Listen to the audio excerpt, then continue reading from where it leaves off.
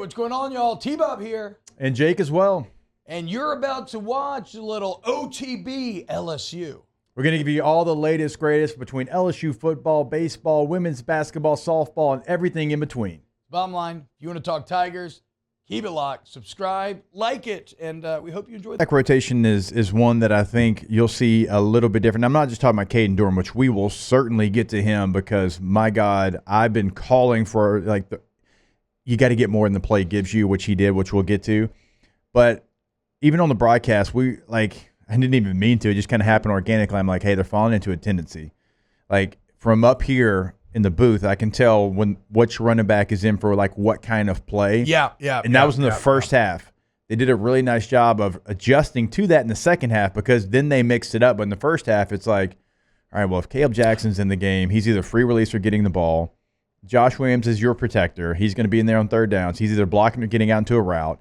Those are the things that you try to fight against. I thought it was a nice in-game adjustment because in the first half, it was pretty easy to tell. It's actually such a good point because I want to say, and they didn't end up getting the first down here, but on the 3rd and 6 in the final touchdown drive, you brought Josh Williams in, and then you actually ran the ball. Yep. So they were clearly trying to catch him unawares and break tendencies. Now I got to 4th and 3. You made the play on 4th and 3, but I hadn't connected the dots of breaking tendency. I knew it was like, oh, that's kind of an unexpected time to run the ball. You know you're going for it. Smart.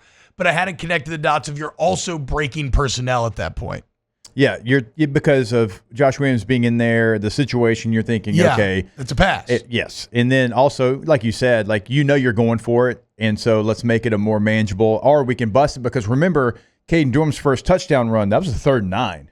It was a 3rd and 9 play. They ran the football, and he hits a 27-yard touchdown. So that's also you don't just break tendencies by your personnel. You can do it by your play calls as well. And the more you went along, the better it got. And when you're trying to figure out, when you have a running back by committee, and you're trying to figure out, okay, what does everybody do best? And also, how do we make sure we don't fall into those tendencies? And so I think the running back rotation is going to get cleaned up a little bit. Yeah. After what Caden Durham did, I think he is right now going to be your lead back, and then Josh Williams is going to kind of be that one that comes in there and, hey, I got to trust this guy, although he's got to continue to get better in that situation if he's going to be that guy. And then you're looking for more from Caleb Jackson right now.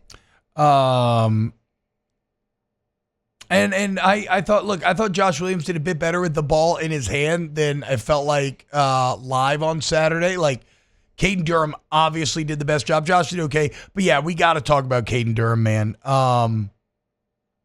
His balance, low to the ground. What's he, 5'9", 205, little muscle hamster type. But he's so compact and balanced that they kind of can't tackle him.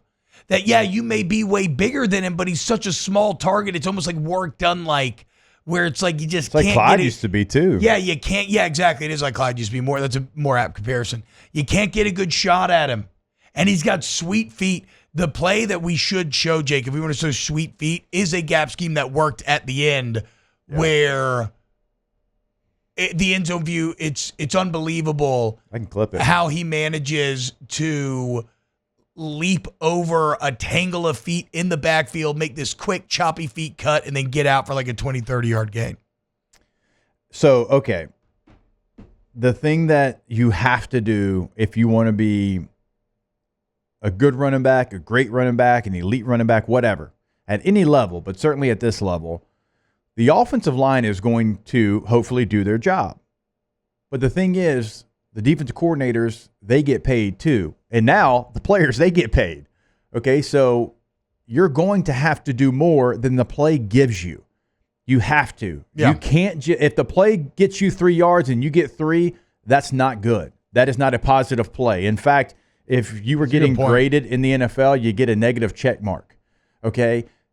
The play gets you started, and then your play takes over what you get after that. You either get stopped at the line right there at that 3 yards, or you get pushed back, or you make a guy miss, or you break a tackle, or you run somebody over and go forward for 3 more yards.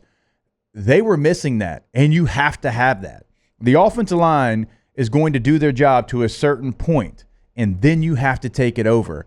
Caden Durham was the first time that I think we saw a running back for LSU this year consistently get those yards that we're talking about. Well, I guess like the Emory third quarter would be the only other time, and even then it wasn't as good. But even John was just a great run. Yeah, it was a great block. He hit the A gap, and then he was off to the races. And John did on the sideline, even that pass he caught, he did make you pay. That's what we're talking about. Yeah. If you only get what the offensive line blocks, that's not good. That's a bad day. And so you have a back that was creating on his own. Now, I don't know the official number of broken tackles, but I bet it was double digits. I would love to see the after contact yards as well, because I didn't know that he had the ability to do that. I'm going to be quite honest with you, because not only his size is one thing, whatever. He's a track guy. He's a track state champion, and it's like, what is he, Taylor? Like a 10.3 or something crazy? I think 10.38. Okay, yeah. Yeah. Okay, so typically when you see that, broken tackles is not the first thing you think of. But he took over the game. He never gave it back. And the first guy, I don't think ever got him on the ground. And that's what you need from these LSU running backs, because before that point, you were getting stopped right there, or you were even getting pushed back. That's all backs, not just one or two. Yeah, I keep going back to just finish is the word that I think about Caden Durham. The ability to finish these runs in the end zone, not leave it up to having to get short yardage situations, not getting tackled at the half-yard line, finding a way to get the ball across the goal line. It was the emergence. It was the emergence. Every now and then you just have these wonderful moments where somebody introduces themselves to the fan base. And then later on in the season, to the country as a whole, and this feels like that moment for Caden Durham. Wow, Jake, what incredible takes. I mean, those guys, they're just the best. I think so. And if you think so, again, hit the like button, subscribe, ring the bell so you get notifications when we post every single day here on OTB LSU.